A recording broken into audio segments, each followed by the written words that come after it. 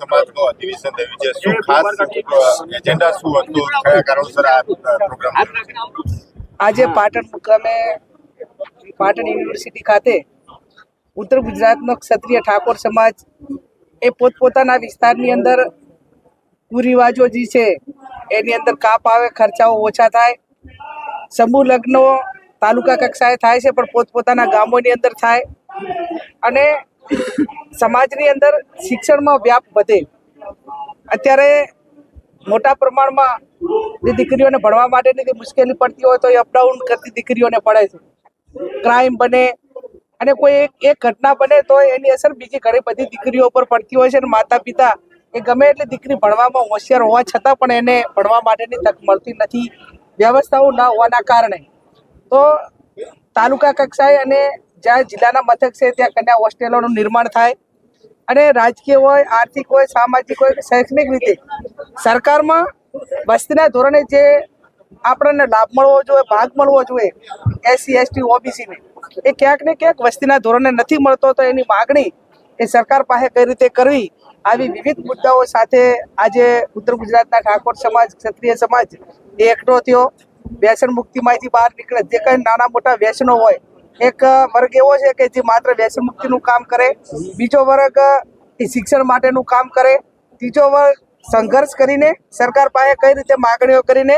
જે માગણીઓ છે એ માગણીઓ સરકાર કઈ રીતે સ્વીકારે, આવી અલગ અલગ બાબતો માટે કરીને આજે ઉત્તર ગુજરાતનો ક્ષત્રિય ઠાકોર સમાજ આ પાટણ મુકામે જે વર્તમાન જે પરિસ્થિતિ છે, સંઘર્ષ છે અને સમાજને જેની જરૂરિયાત છે એના માટે કરીને આજે રાજકીય બાબતને લઈને કોઈ ચર્ચા કરવામાં આવી હતી? હા, રાજકીય બાબત ભેગા થાય એટલે સ્વાભાવિક છે, પણ એ કોઈ રાજકીય હાલ કોઈ ચૂંટણીઓ નથી ત્યારે પોતપોતાના વિસ્તારની અંદર સમાજ મેં કીધું એમ વ્યસનમાંથી મુક્ત થાય, નાના મોટા અને બીજા સમાજો જે કાયમી ઠાકોર સમાજને મદદ કરી છે, ક્યાંક એમને પ્રોટેક્શનની જરૂર હોય, ક્યાંક એમને કોઈ પણ પ્રકારની જરૂર હોય તો જ્યાં પોતાની વસ્તી છે ત્યાં એ બીજા નાના સમાજોને હાચવવાનું કામ પણ આ સમાજ કરે એ પ્રમાણેની વાત કરવામાં. ખાસ કરીને અત્યારના જે કાર્યક્રમ હતો ઉત્તર ગુજરાતના ઠાકોર સમાજનો, કોઈ પણ ભાજપનો અંદર નેતા દેખવા ના મળ્યો અને ક્યાંક ને ક્યાંક જે પૂર્વ ભાજપના નેતા હતા તે અત્યારે કોંગ્રેસના નેતા ભાજપમાં જોડાઈ ગયા, તેમની પ્રત્યે પણ નારાજગી દેખવા મળી હતી. તો શું આ ઉત્તર ગુજરાતનો કાર્યક્રમ હતો કે કોંગ્રેસનો કાર્યક્રમ હતો?